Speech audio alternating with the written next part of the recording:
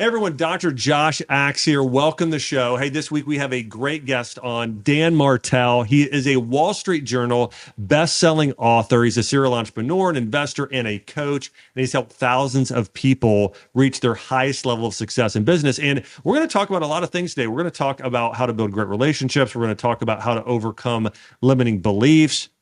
We're also going to get into how to get through mental roadblocks. And also, if you're in a place where you just feel stuck in life, we're going to really get into how you can break free on today's podcast. And one of the things that's so unique about Dan is that he had some really trying personal struggles in his youth, including addictions and a criminal record. And Dan was able to turn his life around and become an advocate for mental health and addiction recovery. And then he took that and has helped thousands of people grow in life, and a lot of entrepreneurs as well. He's had some really successful TEDx events and was part of the Fortune Leadership Summit there as well. And we've got a lot of mutual friends we were talking about here, from Michael Hyatt to Vanessa Van Edwards and many others here. So we're going to dive into all things personal growth and health related on the show. Dan, welcome.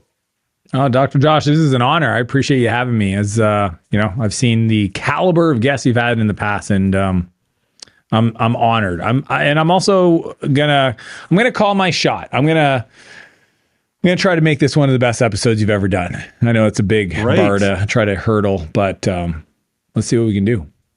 Let's go. Yeah, we'll see if we can do it. Well, one of the things I wanted to start off with is hear a little bit about your story. And I think that there are so many people in life, and I think we've all been through this. I've been through it. Obviously you have, and that's why I'm going to ask you this question. But, you got yourself, early in life. I'd love to hear a little bit about sort of the situation you were in and how you were to break free and go from this sort of, in a really trying place in your life to somewhere now where, before we were talking, you were telling me, you've had been blessed to have the opportunity to, take a private jet somewhere. And also, I know at the same time you were doing something really altruistic and raising money for a charity. So tell me a little bit about how you went from where you were to where you are now. Yeah, it's kind of funny because I was just talking to my dad on the drive back. I just got back from an executive offsite for one of my companies, and he was asking me, because I have my own jet, and being in Canada where I live, it's really allowed me to travel around, speak, do in-person podcasts, and he was laughing. He goes like, "Did you ever believe that where you came from, that this would be your life?" And the truth is, I didn't. I mean, I grew up second oldest of four.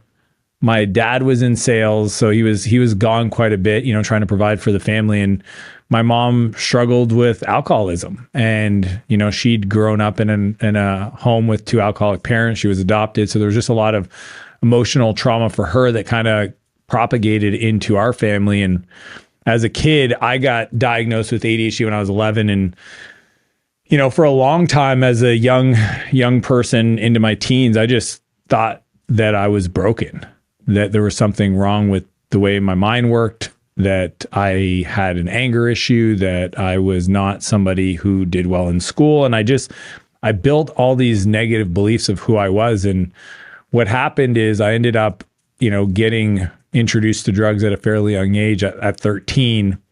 And, I have a very addictive personality. It's why I don't gamble today. I don't do drugs. I've been sober for a long time, but that period really brought me down into a very dark place, into my late teens, to a place where, I found myself drunk and high in a stolen car with a handgun sitting next to me, because I had already been to juvenile detention prior. And when I got in trouble with the police and I went on the run and I stole the car, I essentially said, if they stop me again, I'm going to pull the gun and let them take my life. And I ended up, driving on the highway, take a routine exit to get some gas, and there's a roadblock there checking driver's license and insurance, and I ended up running right through it and trying to get away, trying to make my way to the woods. I don't know what I was thinking. And honestly, I don't remember a whole lot of the situation because I was quite intoxicated, but I ended up coming around a corner and saw an open garage door. And as I pulled into the driveway to get into the garage, I was carrying way too much to me and ended up smashing into the side of the house. And in that moment, I went for the gun, and I could hear the cops coming up, and the gun got stuck between the armrest in the bag it was in, and I kept pulling on it and pulling on it. And before I knew it, the door opened and the cops grabbed me, and essentially my feet didn't even touch the ground. They kind of frisked me and threw me in the back of the cop car. And I woke up sober the next morning wondering what my life was going to look like. And I was 16, 17 at the time. And through a series of, honestly, miracles, like I just can't even explain it. I had some really caring adults show up in my life. And my friend Josh says this today. He goes, he says that I think every troubled youth is one caring adult away from being a success story. And that was true for my journey. Wow. I had a guard named Brian pull me aside and tell me I didn't belong in prison, and tell me that, he'd been working there for a decade and he's seen a bunch of kids come and go. And he goes, "Hey, I can't understand what you're doing here." And he poured into me a belief that I definitely didn't have about myself. So when we talk about mental challenges and addiction, it's like I needed some people to be some guides. And that's what happened. I ended up getting out, doing 11 months in a rehab center and working on the relationships that I'd burnt up to that point with my family, and the trust that I'd lost, and just my own personal story, the meaning that I'd given for who I was and what I was about. I mean, I had zero self-esteem. Like I didn't even feel worthy of breathing the air I was breathing. And it was at the end of that program where I'd kind of built that confidence and built that self-belief that I found. I was helping Rick, one of the maintenance guys, clean out this old camp this old cabin. It was built on an old church camp.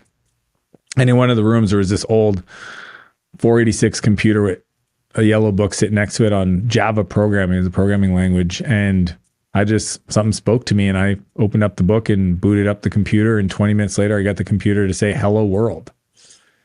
And I thought, this is interesting. And there was something that spoke to me about writing code. And that's how I got into becoming a technology entrepreneur and got out of, this is 1997. And since then I've built and exited 3 software companies. I've invested in over 150. I became a multimillionaire at 28. I have $100 million holdco where we buy software companies. I run the largest software CEO coaching group in the world, over 1,000 clients. And I just believe that somebody was looking out for me. Wow. So one of the things you said, and I think this is so important I think everybody is in this situation where we have this negative self-talk and people don't have a good perception of who they are. How did you mentioned the guard, right? That he's one of the first people that pulled you aside and said, "Hey, you're not supposed to be here," right? And you said that your confidence was rock bottom. How did you go from that place of, not just the guard? I'm assuming there were other people, but you went from this place of not knowing your true identity, thinking that you were maybe worthless, you weren't worthy, to where you are now. Such a great question.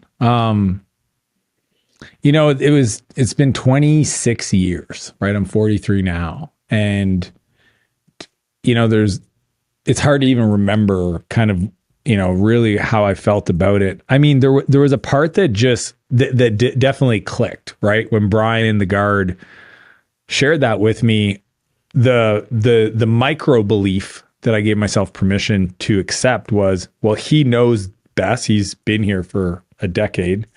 Yeah. He had no reason to tell me. Like where he brought me in the guard unit to tell me this, he could have gotten in trouble because no inmates were allowed there. And I think what happened with that seed of possibility was just this journey that I was at least open to go on.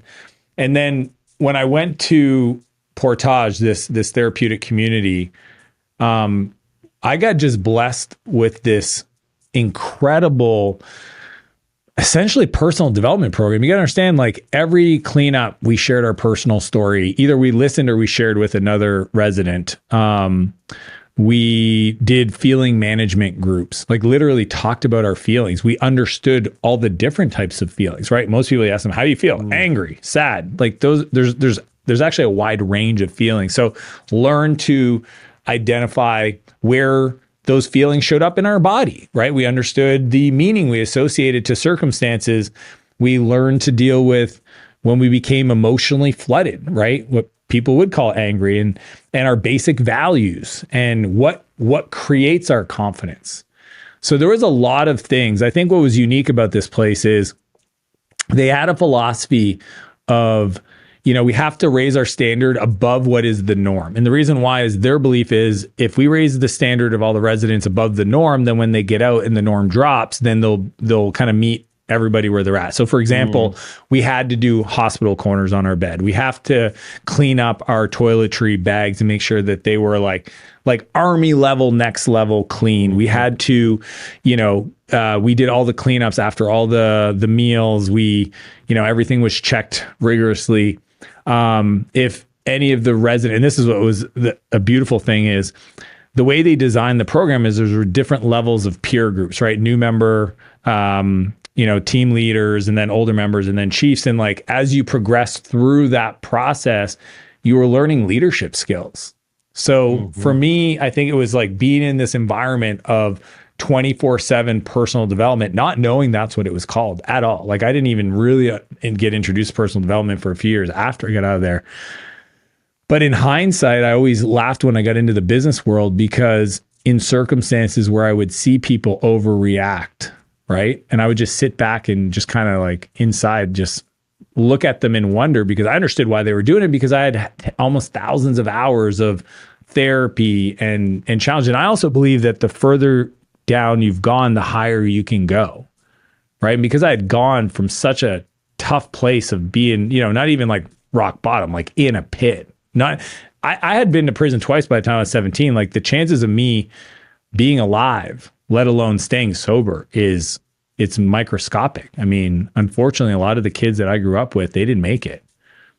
So I think I just learned to have faith, and when I say faith, it's have people in your life that have accomplished things that you admire and listen to them and follow their counsel. And even if you have no proof like that, I remember there's one of the staff at the Portage, Mark Pence, he does always say it's like you have to have blind faith because there's no proof. Like I can't prove to you right now that if you follow this process, it'll work for you. You just have to have faith to do that. And I think too often in business and life, like people don't give the strategy the time, right? They expect it to work the first time they do. They go to the gym, they're like, I expect to be fit right now. It's like, no, that's not how it works. You have to have faith that if you show up every day and you're consistent, that good things will happen. And I don't know where that came from. I feel honestly really blessed and lucky that was how my mind responded to that information. But that's definitely what it was. It's just in the beginning was finding a positive pattern to deal with my emotions and have faith in the process. And over the years, just continue to do the work. Like I'm a work in progress. I wake up every day to try to be better than the version of me yesterday. But as a kid, it was these key elements around, just personal self-worth. I needed that to feel worthy of receiving any support. And then once I got the support, it's like create an environment of peers and people around me. So when I got, out into the real world, I had to change my friend group and really remove toxic conversation, toxic energy, toxic environments out of my life. And then it was continuing to find something I was passionate about, for me, writing code in software and allowing myself to become obsessed. Like that was actually a big realization looking back, was I gave myself permission to become obsessed around a positive activity. And I think, that's been proven to be true over the years. Just once I find something I love to do, like, running or triathlons, Ironmans, go all in. There could be worse things I do with my time. Yeah. I mean, there's a lot to take away from the story you told, and I have about 4 or 5 questions on top of all of this. One of those things that really struck me though is, I want to call this out and make a point, and then I want to ask you the next question. One is, there's this quote by J.R. Tolkien, the author of Lord of the Rings, and he says, "The praise of the praiseworthy is above all rewards." And it's one of the greatest things you can do to build your identity. And to me, when you had that prison guard tell you, you're not supposed to be in there, and you said something, you said, well, he knows. Like, if anybody's going to know who should and shouldn't be in prison, he's seen all these people, he knows. And I think, when we're able to get around the right people of high character, people that are virtuous, people that have maybe done or had some level of success in life, and they say something to us like, you're not supposed to be here, or you're more than that, or you're capable of this, it can just create such a shift in their life. And so I think for anyone that is listening to this, I think being able to find those right mentors and coaches and those people in your life who are willing to speak that into you, that's worth as much as anything I can imagine. I know one of the greatest things that has helped me grow is proactively going and finding the right mentors, allowing them to speak in my life and receiving what they say and taking action on it. So that was a big thing. And another thing that really struck me about your story was this idea around standards. And one of the questions I have, and by the way, there's some great Harvard studies on, it's literally maybe one of the single, if not the single most important thing to help somebody achieve a higher level in their life is to help them raise their own standards. So, you think about college football. That's what college football coaches are doing all day. It's like, no, the standard is actually here. You got to keep getting higher. As you've been able to coach and lead a lot of entrepreneurs and a lot of people in their businesses and in their life, how much of those life lessons, like raising standards, has it played a role in you actually coaching people? And is that something you continually do as a coach, is help people raise their own standards? Yeah, it's a beautiful question, because I really think we don't get the goals we desire. We get the standards that we show up as. Because when I look back at, and this is something I coach my clients in regards to, like my achievement roadmap system, people have these big aspirations for their life, and it could be, just, it could be simple. It could be like, I want to get a better job, right? But what I've discovered is if it's a financial goal or a health goal, for example, like if I, last year I was training for a 50K ultra. I knew the standard for my performance was the daily and weekly volume that I put in running, right? And just following the protocol that my coach put together. And I knew that if I followed the standard of running X amount of, miles every day, that over a certain period of time, that would build the kind of the VO2 required, the health, the fitness to be able to run that ultra marathon. And like, I think that's an interesting question. It's one that I work with my clients, because my goal setting process is yes, be specific, right? I believe that if we have 100% clarity, 100% belief, and 100% of the time have that belief, then that's how we pull outcomes or achievements into our lives today.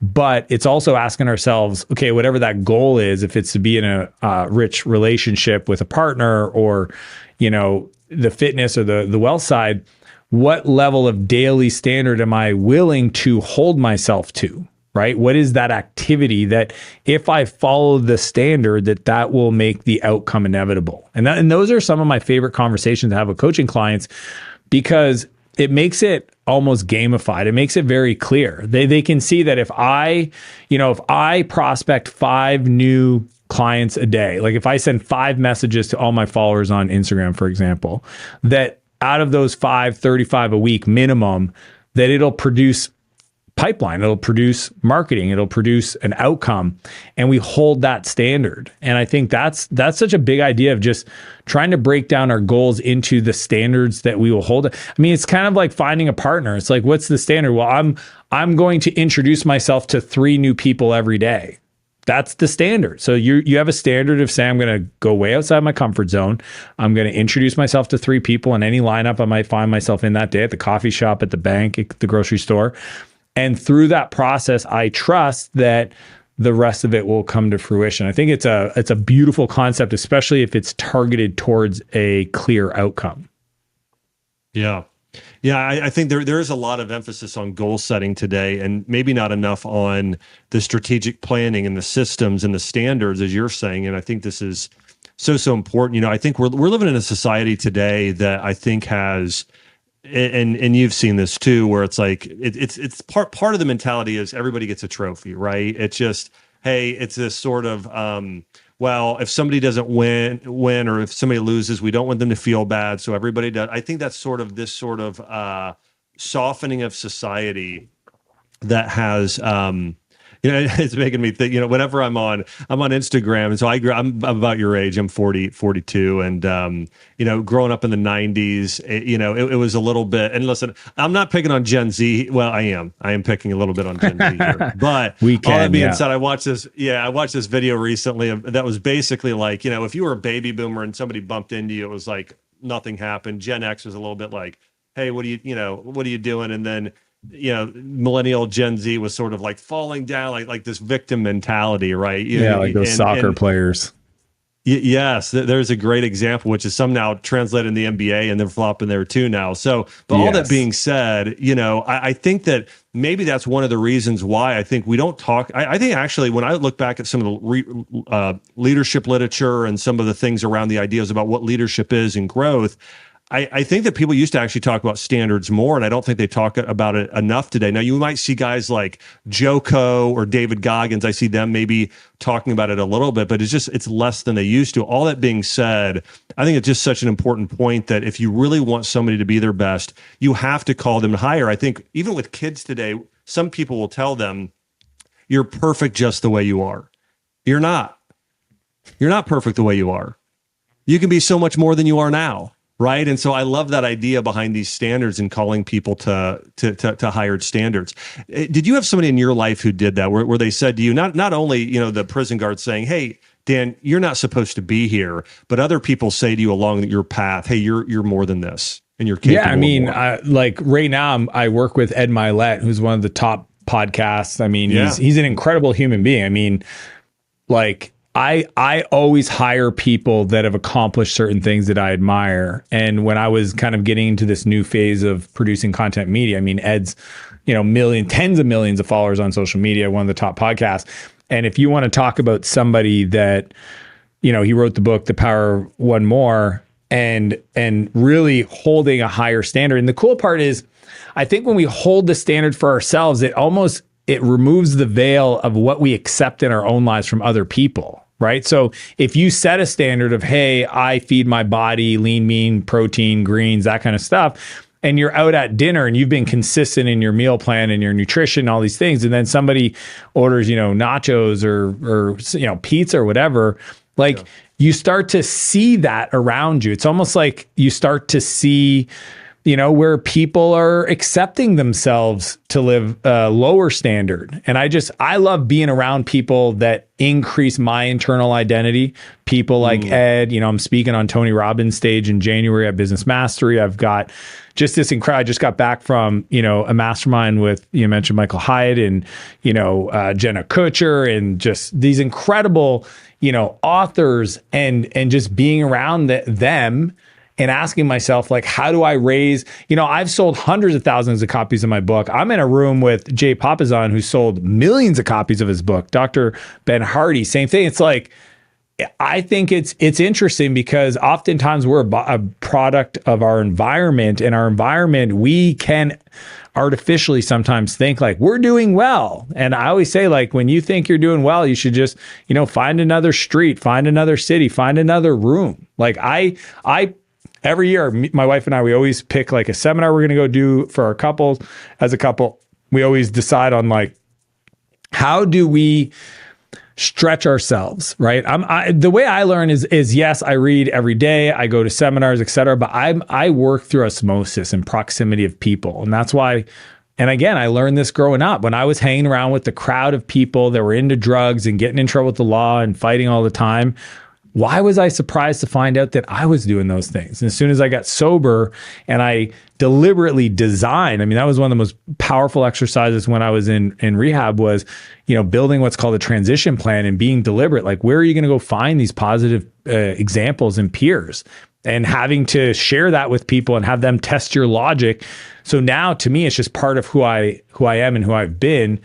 And 100% that's the reason for like the success I've had. So I think that is a big part of it. And I think to your point on, the nerfing of the world that we live in, and, that whole, hard times produce strong men, and strong men produce easy times, and easy times produce weak men, and weak men produce, hard times, and it continues the cycle. And I just choose to continue to elevate my game and surround myself with other people that hold me like Ed to a higher standard. He doesn't even have to say anything. That's a beautiful part. He just has to continue shining his light. And I want to, honor him spending that time with me, mentoring me and coaching me, so that when I show up for those calls, like, his standard, without him having to say a word, pulls me forward, pushes me to become more. And I think that's a great place. We can all live there. All of us can shine our light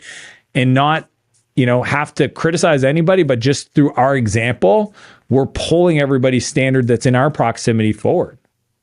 Yeah, it's so good. It reminds me of this quote by St. Francis of Assisi. And he said, preach the gospel, use words only when necessary, and it's beautiful. This thing of, and, it reminds me of, in someone who I think of like this is a guy, like Tim Tebow. It's like, he's a person who really high character. We talked about Ed Milet's, but when you're around those people, they don't, the high character people, they don't need to preach to you, right? They just, by their actions, by their just mentality about certain things, it just starts to rub off on you. And I think that's something that maybe a lot of people don't understand. I see a lot of people today on social media, it could be, in relation to a war or what's going on in politics or a number of things. And everybody's online pointing fingers and judging everybody versus realizing that won't create change. What will create change is changing yourself, right? Everybody wants the world to change. They don't want to change themselves. And so I think that's the thing. And one of the lessons there that it just picked up from you there. And I think Ed's so good at this is like, man, if you're growing, if you're changing, I remember I had a time in my life where I really was experiencing a lot of growth. And I kind of did something you did earlier where you said, I moved on to different friend groups. I left that group behind. And I had somebody come up to me, they said, "You're different." And I said, "Yeah, I am." And to me, it was the greatest compliment I'd ever received. I had a couple of people tell me that at different phases of my life when I was growing a lot, like, "You're different." And by the way, it actually wasn't from one of them, it was a compliment. The other was like, it was like supposed to be a dig, but I took it as a great compliment because it's, it's something that I think that you and I both desire to have people say, "Hey, you changed." And, one other thing, and shifting gears a little bit, when we were about to start interviewing, one of the things that you had shared with me about, you went to, you're in the middle of, it seems to me like the middle of nowhere, Canada, but you're in the middle of, we'll say the middle of somewhere, Canada. And, you were in, I think, Denver and Charlotte, like North Carolina. And then you're telling me about all these places you'd gone in such a short period of time and a little bit about your schedule. And I thought, wow, if somebody's going to be doing what you're doing, they've got to be good with their time. And so talk to me a little bit about everybody who's watching and listening here. How do we become samurais and really maximize our time? Well, I love the question because that's why I wrote this book. Buy Back Your Time is... people ask me, why'd you write the book? I wrote the book to buy back my time because when people hear the way I, run companies and speak on stages and, build my media company, they all want to know, like, how do you do it all? So the book is actually the playbook, but let me share a few things. One, I'm always looking for leverage. Okay. So time is a constant. It's multiplied times leverage, and that equals output. And output is different for different people based on how well they can understand leverage. And there's only 4 ways to create leverage. I call them the 4 C's. There's content, which is creating a playbook, a systems, a process. This podcast is content, right? Whether 10 million people see it or 10,000 people see it, there's no extra cost. So huge leverage. Second one is code, which is software automation, and I would say today AI. Third is capital, right? The ability to leverage money to produce more. Mortgages would be an example in real estate, et cetera. And then I would say the fourth is collaboration. How do we play with other people? Are you somebody that can partner properly? Can you hire great people? Can you show up as a leader and lead a team, right? And that's collaboration. So when I think of my calendar, I'm always looking through 2 lenses. One, is this activity high leverage?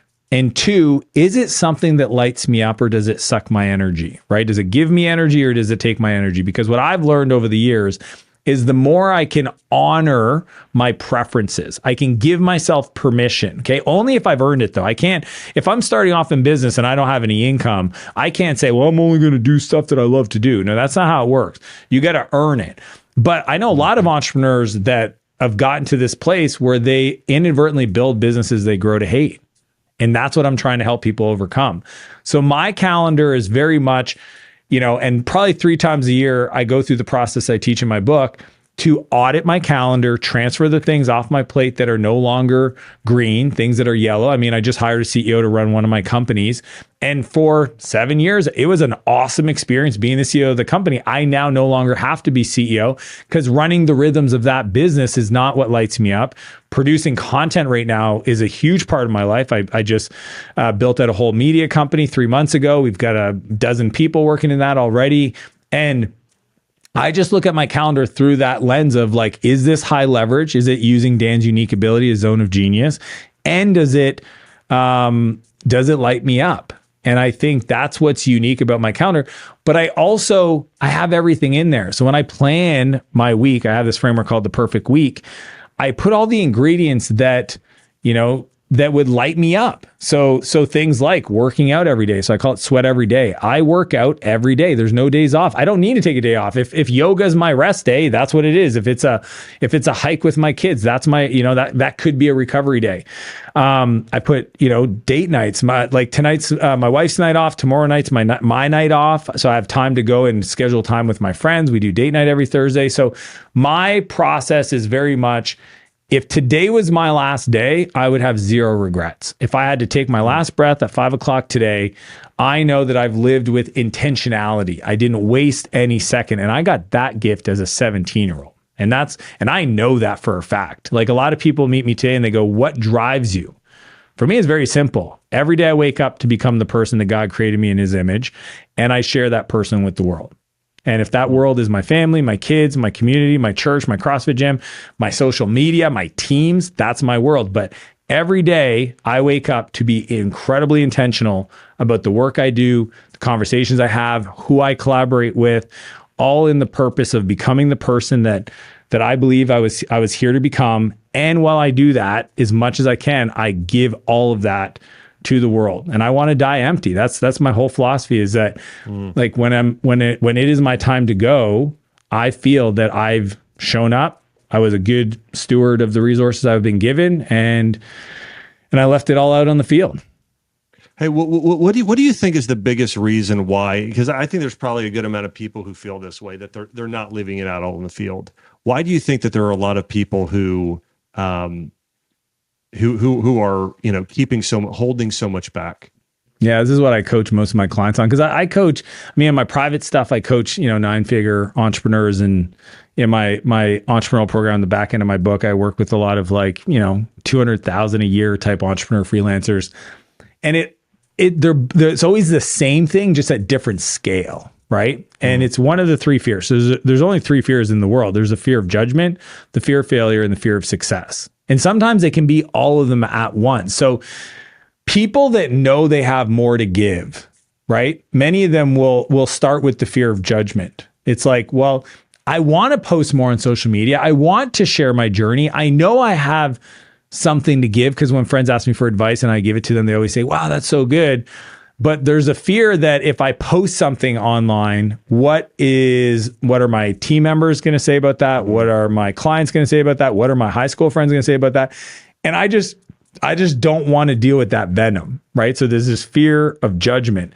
Or if they they call their shot, right? They say, I'm going, a lot of people, and they're like, I want to get fit.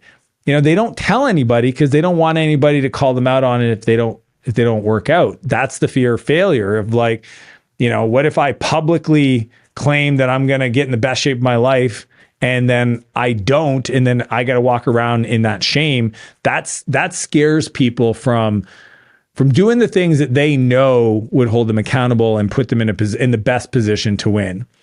The fear of success is actually the one that's fascinating to me, because I think that for a lot of successful people, if folks are listening to this podcast, I can only assume a few things, but one of them is that they have a desire to become more. And they, in their peer group, are people that their friends look to, right? Like they want to get better. They have a desire to grow, and they're on the journey of personal development. Those folks, typically, their biggest fear is success, right? They're scared of their power. They're scared of their light. They're scared of the transformation that they could go through. And typically it's because they're scared to have to then hold that new standard. right? Like I remember one time my brother, we both started from nothing. And when I got sober and I finally had success in my mid-20s, he called me up and he's like, okay, I want to learn what you've been doing. How did you do that? And I helped him start a real estate company. And he went from, financially like struggling to, over a 6-7 year period becoming a multimillionaire. But his vision along that journey was way bigger than that. And as he was climbing that ladder, he just decided to set up camp, right? Because he went from not having anything to lose to actually having stuff to lose, like meaningful, right? But he kept watching me continue the journey. And we would have these conversations.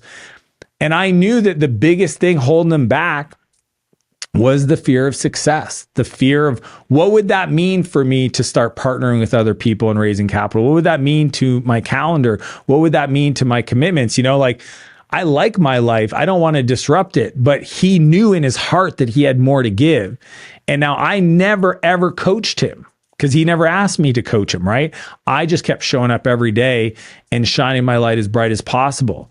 And he saw me in the face of adversity, in the face of setbacks, continue just pushing. Like nobody that's winning does that without ever having challenges. The only thing I've learned over the years is I've gotten really good at dealing with it's the world doesn't get easier, you get better. So I've gotten really good at getting better. And eventually I remember we had this conversation. He's like, enough's enough. Like, I know I have more to give. I know I can become more. And I have been drifting. And I know that happened to me. I had a 2-year period after I sold my first company. Before I started my next company, I drifted for 2 years. I had made it and all my city's eyes, right? Dan, youngest, wealthiest, all this stuff. And it's like, but I knew I had more. And I accepted myself for a 2-year period to not show up and play out. And it doesn't mean working 100 hours a week. That's the crazy part. Once you understand how to create leverage, then the only blocker of you creating anything is your ability to build those master skills, understand how capital works, collaboration, code, and content. And once you understand those 4 master skills, and really understand your calendar, which is what started this whole conversation, then we can push forward. Then we can go and overcome our fear of judgment, fear of failure, and fear of success, and really live in our power. And when people get a taste of it, and my gut tells me, if they're listening to this, they've had these moments where they felt limitless, powerful, they felt their greatness. And maybe some of them, it scared them because they knew if they showed up every day and they acted from that place, man, their current life would look completely different. And I always say it's the best stuff amplified and the bad stuff removed. That's what, when your friends say that, man, you've changed, you're proud because you're like, good. Instead of saying you've changed or you're different, just replace that with you've grown, right? Because like, that's all I hear. Somebody says, right. You've changed, Dan. Yeah. So you're saying I've grown. Perfect. Because that's the game. I'm on a growth game. I am addicted to growing myself. It's what I signed up for. It's why I invest the money and the time. And if you're telling me I've grown, thank you for that beautiful compliment. I'm going to keep doing that. And I'm going to share with everybody how I've done it. And if it resonates with you, feel free to jump on board. If not, I will be here when you are, because I ain't going anywhere. Yeah. It's so good. I mean, it may surprise some people that you stated that one of the biggest reasons why people ultimately don't leave it on the field, they don't go for their dreams, they don't write the book, they don't do the career change, they don't do whatever that thing is that's inside them, is because they're afraid of success.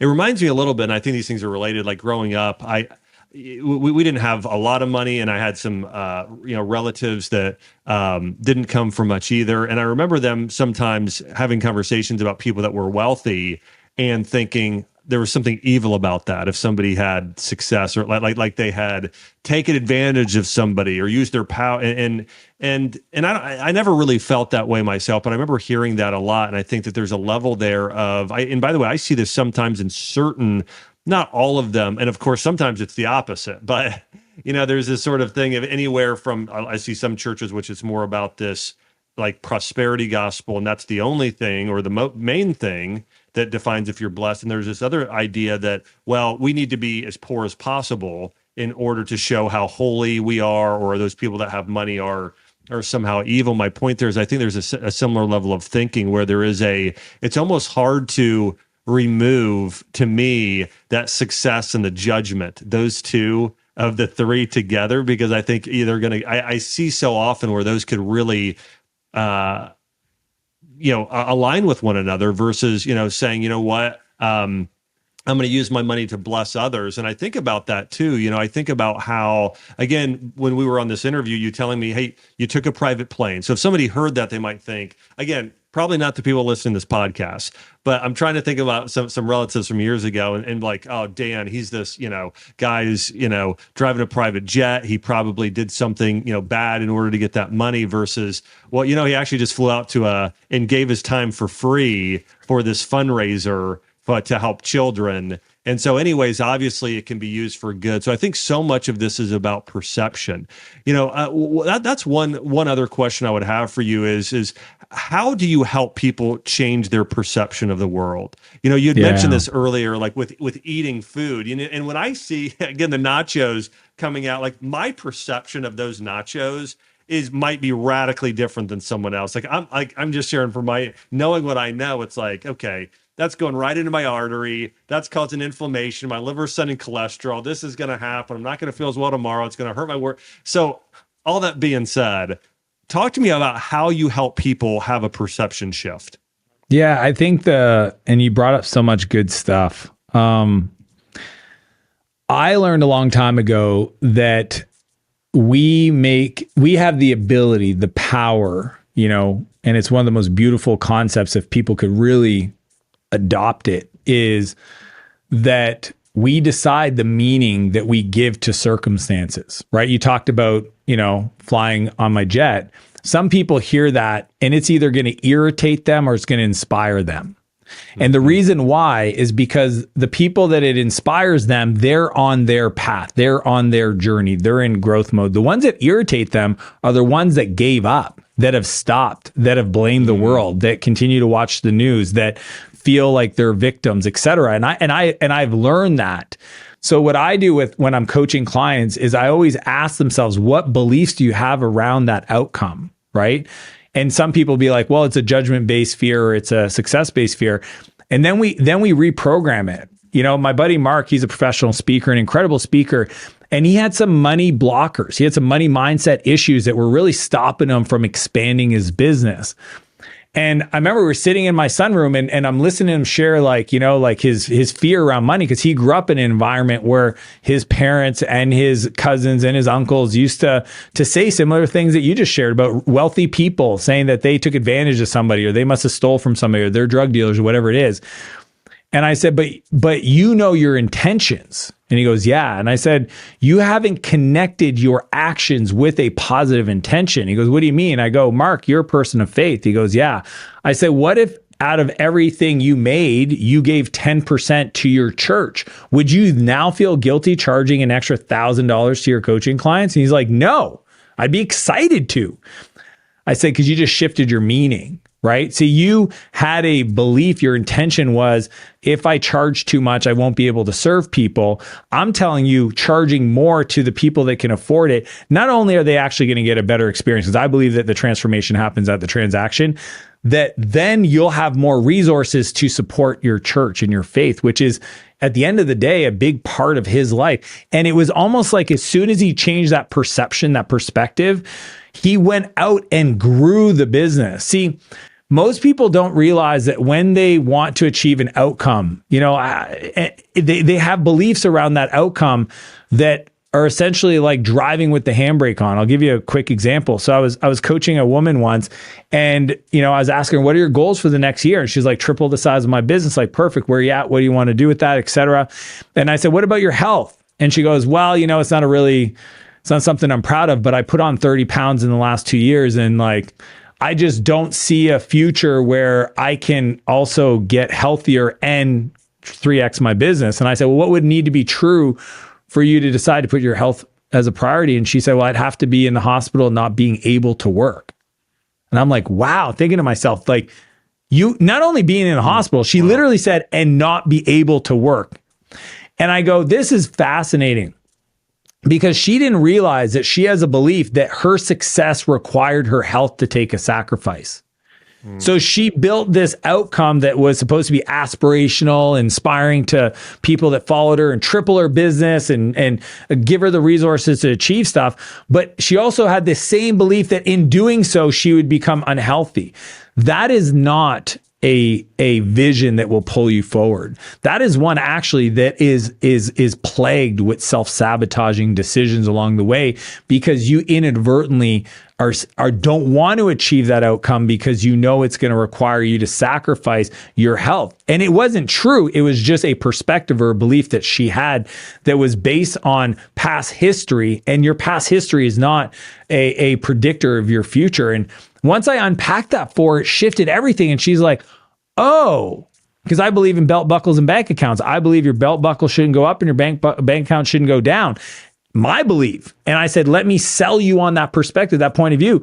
And all of a sudden she got it. Well, now when she wakes up and she's got the energy, because she's got more, she's not eating the stuff that was causing her to be out of shape. She's now working, what I call exhaust the body to tame the mind. So she has more mental capacity. She has more energy.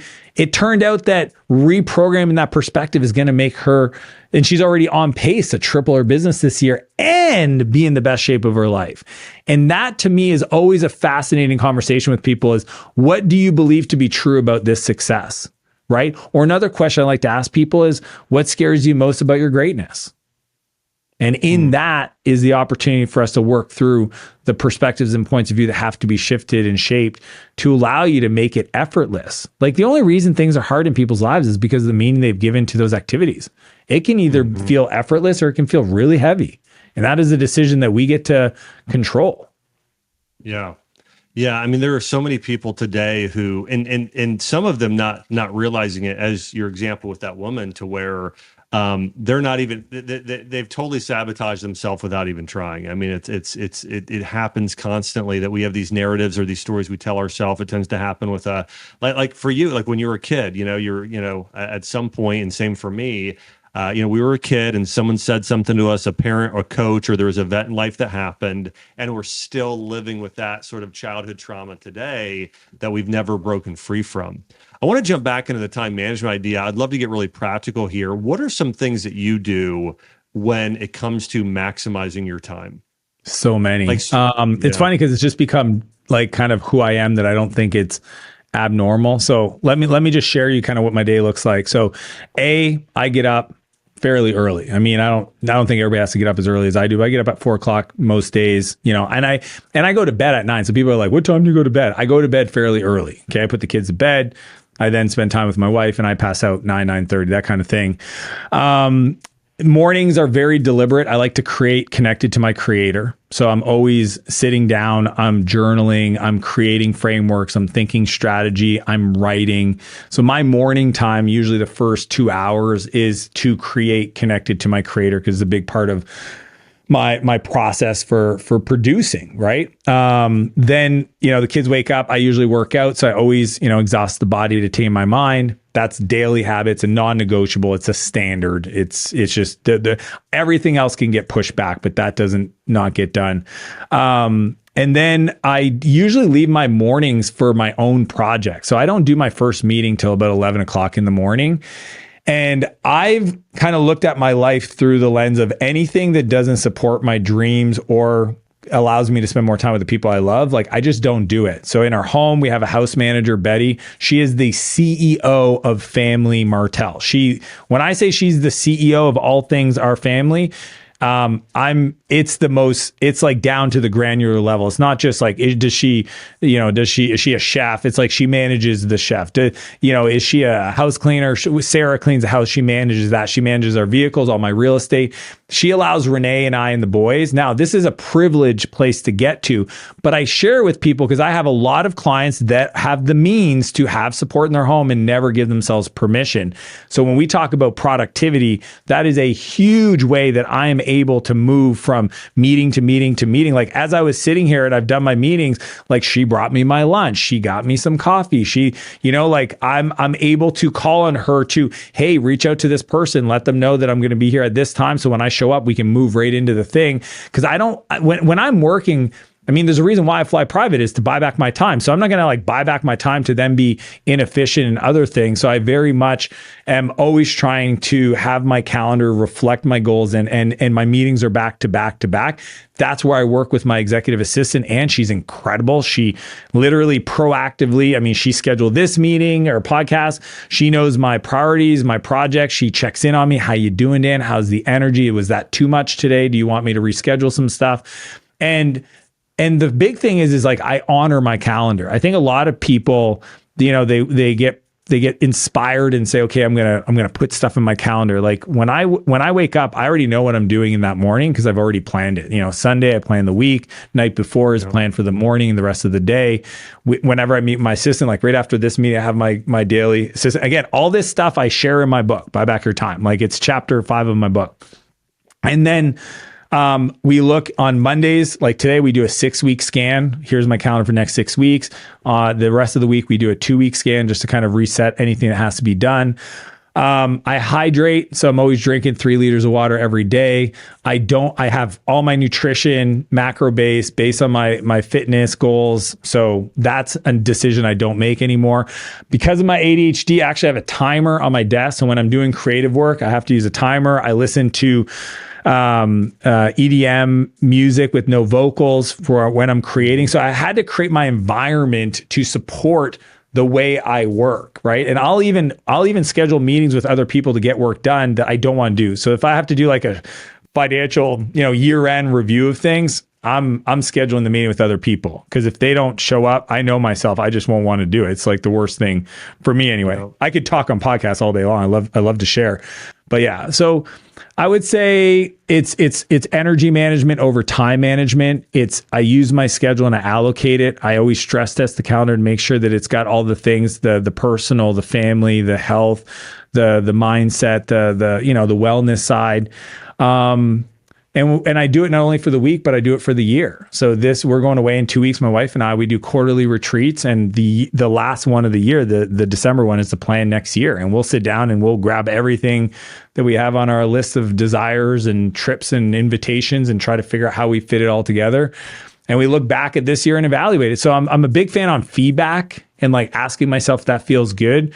And then also what speaks to my heart? I check in with God and I say, hey, like, what do you want me to do? Like, talk to me. Let's figure this out. And the one thing I don't do that I think a lot of people struggle with is I don't really procrastinate anymore. If something's important, it has to get done. It's in the calendar and I honor the calendar. But I also have a lot of people I'm accountable to, so it's hard for me to hide. Whereas I think some people, whether they work today or not, they can hide. They can clear their schedule and go watch, the latest season of whatever their favorite show is on Disney Plus, and nobody's going to call them on it. And I think that's some people just need to get a little bit busier, and I think they'll be a little bit happier. Yeah. Yeah. I think there's something sort of this, it's a cycle, right? It feeds, doing things that are productive feeds doing more things that are productive. And it's a good way to put it. It's good. Yeah. You mentioned Ed Milet earlier. I'm curious, what is the biggest thing you've learned from him and spending some time with him? There's been so much, but you know what? It's not always necessarily, well, I'll tell you a few things. One, he's very intentional about the people. So like I am very much so, right? I every year I look at my goals and I ask myself, who are the people that can help support it? But he is so even more at a deeper level. Two things that he's world-class at: when he communicates, okay? And he shared this once with me because I watched him do it and I couldn't understand. I couldn't explain. I was like, Ed, when you're teaching people, when you're speaking, you do this thing. And he called it the pre-frame, the reframe, and the post-frame. And what that means is before he shares a concept, he really gets the person bought into wanting to learn about it. And he does it in a way that's just natural for him, but he taught me how he does it, where he makes it almost feel like I've got a secret and I'm about to tell you what it is. And you've not heard this before anywhere else. And it has shaped my life in the most powerful ways. And once you hear it, you won't be able to unhear it and accept. Like if you listen to his podcast, watch him do this. It's just natural to him. So that's the pre-frame. And then the reframe is, what about the thing I'm about to teach that I believe is misunderstood about that concept. And then the post frame is kind of like reselling them. Like this will change your life and you got to go do this thing. So it sounds interesting because I'm very clinical when I coach, because I'm an operator, I'm a CEO. I like build companies and exit them. And like, so when it came to, trying to communicate, with a broader audience, not just, 9-figure CEOs that were tuned in, but with, at-risk youth and everybody along that journey, I wanted to learn his communications, like his philosophies around communication that most people don't ever talk about. So that was a huge area. And then the other one, which is may or may not be the topic of his next book, but it's the expressing the genius or the Jesus or the giftedness in the other person, right? Essentially doing what Brian did to me when I was 17, sitting me down, looking at me and telling me what he saw. And you'll see him do this. If you listen to his podcast, Ed, it is so beautiful to watch because he does it to me. He literally, like, I'm sitting there. And then when you say, like, what's been the biggest impact for me as a coach is having him speak into me, my greatness. And I'm not a slouch. I'm operating at a very high level. But when he tells me, Dan, you have the potential to be the top 5 person in this space. And he's very specific about how he shares that and what he says. And he's like, and it's so supportive that it's just the most beautiful thing. But I see him do this with every one of his guests. You'll see it right out the beginning. He'll say like, hey, I just got to take a second to tell you this. I interviewed him on my podcast. Anybody can go on YouTube and search Axe and Dan Martell. And he started off by doing it right at the beginning. But again, it's not by like, he's not sitting there with a checklist. It is just who he is. It's his personality. And I remember the last coaching call I did with him, I said, Ed, I'd love for you to kind of unpack how you think about it. And he shared this beautiful story of a person that he saw from across the way, and he watched this man with his daughter. Okay, so he goes, the only way you can do this is to be aware. Most people are not aware of their environment, right? Because they're in their head, they're open loops are trying to close, they're on their phone, they're not paying attention. He's so aware that he watched this man interact with his daughter and just thought to himself, I think like the way he is, because he has his daughter Bella, and he was just sharing this story. So when the man eventually got introduced to him, Ed just said, hey, I just need you to know, I saw you earlier with your daughter, and I got to tell you, she is lucky to have you as a father. This guy was a billionaire. And most people would have, nobody says that to him. You know what I mean? Because most of them don't see that interaction. They're always in a business context.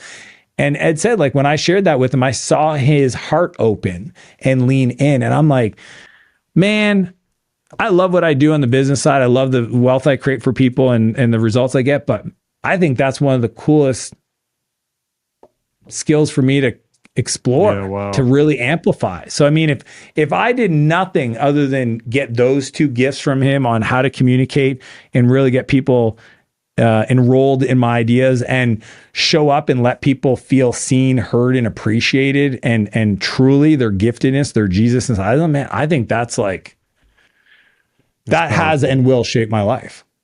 It's so powerful. All right, quick here, because then we're running out of time. What's your last piece of advice for everybody who wants to maximize their time and maximize their life?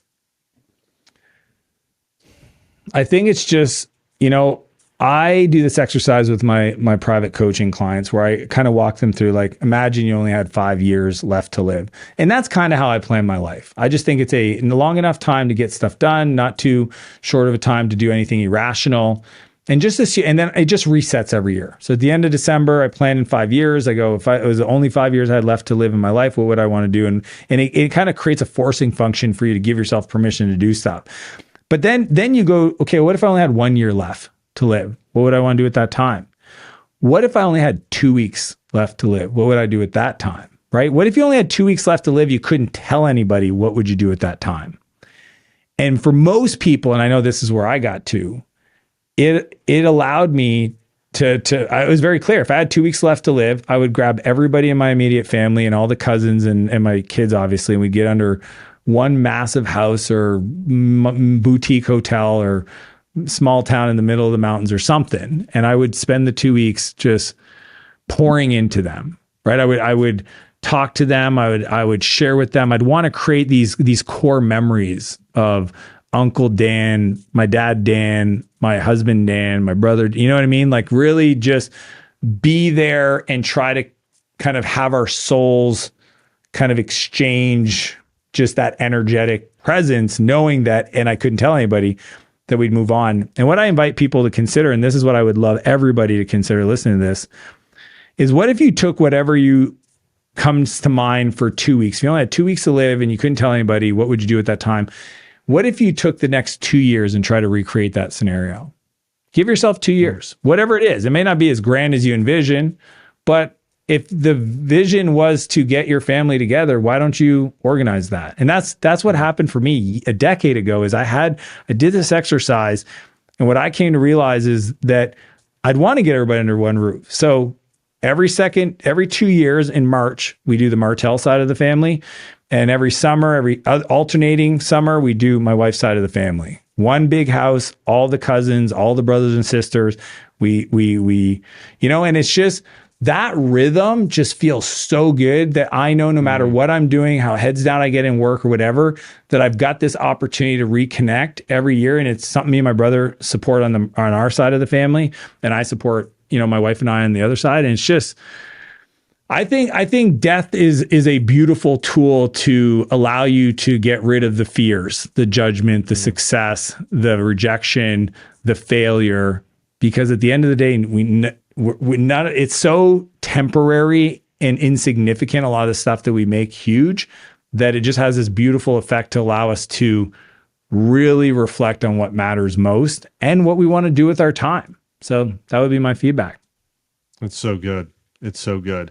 Well, I want to encourage everybody to check out Dan's new book. It's called Buy Back Your Time. And if you want to master your time like Dan has done, and if you're in that situation right now where you got some of these limiting beliefs, you need a breakthrough, I want to encourage you, check out Dan's new book. And also, hey, if you're watching here on YouTube, hey, let us know what your biggest takeaway was from the wisdom Dan shared with us today. Just leave that in the comment section. And I always keep these comments in mind because we may do a future episode or have Dan back again to hear even more of his wisdom. And want to say thanks everybody for watching. Don't forget to subscribe. And Dan, again, thanks so much for coming on today.